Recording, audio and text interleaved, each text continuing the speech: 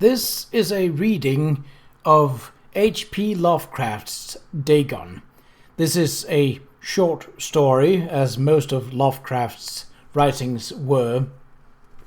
The version I have here is the Wordsworth editions and part of a larger collection called The Whisperer in Darkness.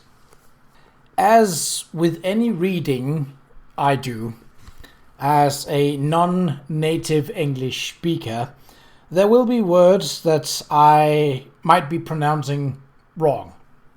I will pronounce them to the best of my ability and knowledge, and especially with Lovecraft, as there are words that are not even English.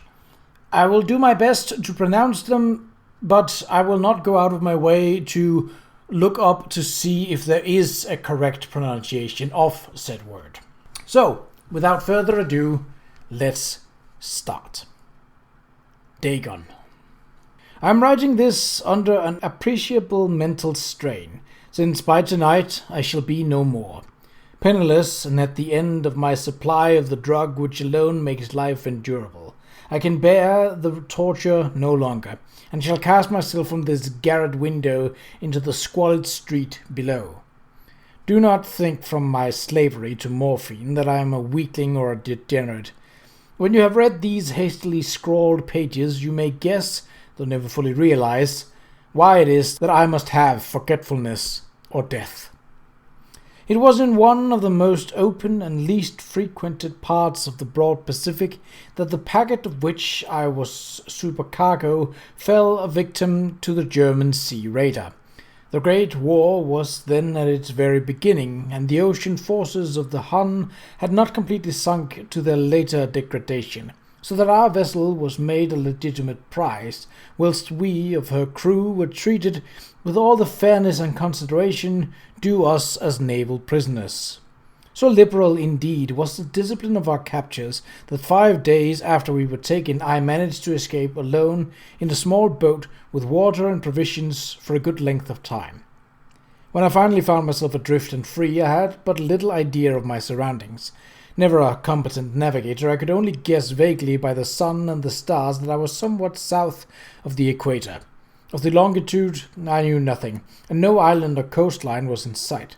The weather kept fair, and for uncounted days I merely drifted aimlessly beneath the scorching sun, waiting either for some passing ship or to be cast on the shores of some habitable land.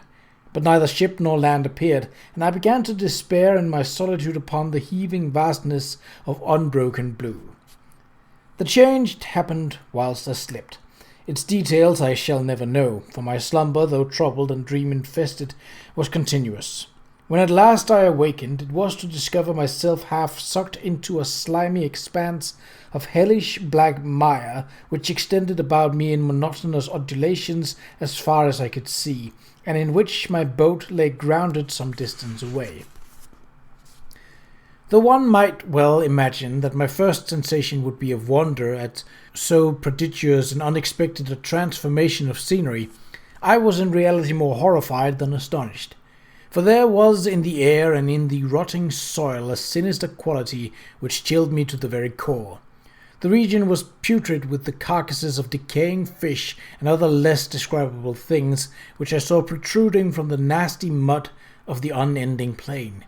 Perhaps I should not hope to convey in mere words the unutterable hideousness that can dwell in absolute silence and barren immensity.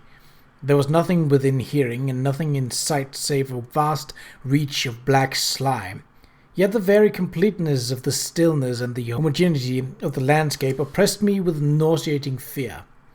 The sun was blazing down from a sky which seemed to me almost black in its cloudless cruelty, as though reflecting the inky marsh beneath my feet. As I crawled into the stranded boat, I realized that only one theory could explain my position. Through some unprecedented volcanic upheaval, a portion of the ocean floor must have been thrown to the surface, exposing regions for which innumerable millions of years had lain hidden under unfathomable watery depth. So great was the extent of this new land which had risen beneath me that I could not detect the faintest noise of the surging ocean. strain my ears as I might, nor were there any sea-fowl to prey upon all the dead things. For several hours I sat thinking or brooding in the boat, which lay upon its side and afforded a slight shade as the sun moved across the heavens. As the day progressed, the ground lost some of its stickiness and seemed likely to dry sufficiently for travelling purposes in a short time. That night I slept but little, and the next day I made for myself a pack containing food and water, preparatory to an overland journey in search of the vanished sea and possible rescue. On the third morning I found the soil dry enough to walk upon with ease. The odour of fish was maddening, but I was too much concerned with graver things to mind so slight an evil, and set out boldly for an unknown goal. All day I forged steadily westward, guided by a faraway hummock, which rose higher than any other elevation on the rolling desert. That night I encamped, and on the following day still travelled toward the hummock, though that object seemed scarcely nearer than I had first espied it. By the fourth evening I attained the base of the mound, which turned out to be much higher than it had appeared from a distance, an intervening valley setting it out in sharper relief from the general surface. Too weary to ascend, I slept in the shadow of the hill. I know not why my dreams were so wild that night, but ere the warning and fantastically gibbous moon had risen far above the eastern plain, I was awake in cold perspiration, determined to sleep no more. Such visions as I had experienced were too much for me to endure again, and in the glow of the moon I saw how unwise I had been to travel by day. Without the glare of the parching sun, my journey would have cost me less energy. Indeed, I now felt quite able to perform the ascent which had deterred me at sunset. Picking up my pack, I started for the crest of the eminence. I have said that the unbroken monotony of the rolling plain was a source of vague horror to me, but I think my horror was greater when I gained the summit of the mound and looked down the other side to an immeasurable pit or canyon, whose black recesses the moon had not yet soared high enough to illumine. I felt myself on edge of the world, peering over the rim into a fathomless chaos of eternal night. Through my terror ran curious reminiscences of paradise lost and Satan's hideous climb through the unfashioned realms of darkness. As the moon climbed higher in the sky, I began to see the slopes of the valley were not quite so perpendicular as I had imagined. Ledges and outcroppings of rock afforded fairly easy footholds for a descent, whilst after a drop of a few hundred feet, the declivity became very gradual. Urged on by an impulse which I cannot definitely analyze, I scrambled with difficulty down the rocks and stood on the gentlest slope beneath, gazing into the Stygian deeps where no light had yet penetrated.